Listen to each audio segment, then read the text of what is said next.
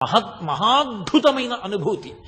నాకు నిజంగా మీతో యథార్థం చెప్పాలి అంటే నేను ఒక్క మాట చెప్పేస్తే సరిపోతుంది, అబద్ధం ఎందుకు. నాకు ఉత్తర క్షణం ఈ 2 మైకులు ఇలా తోసేసి కిందకి దిగి సావర్లకోట వెళ్ళి ఏ రైలు ఉంటే ఆ రైలు ఎక్కి వెళ్ళిపోవాలనుంది తిరువണ്ണామలై.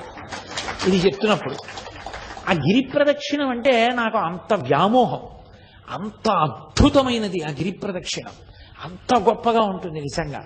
అది అందున తెల్లవారుజాము సమయంలో ప్రదక్షిణం చేస్తే ఆ లేత సూర్యకిరణాలు పడుతున్నప్పుడు చూడాలి. ఆ కొండ ఒక్కొక్క చోట ఒక్కొక్కలా ప్రకాశిస్తూ ఉంటుంది.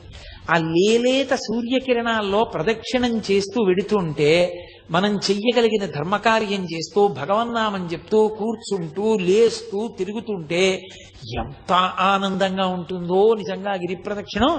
పిల్లలతో పెద్దవాళ్లతో అందరం కలిసి నిజంగా యాత్ర అంటే కొన్ని వందల మంది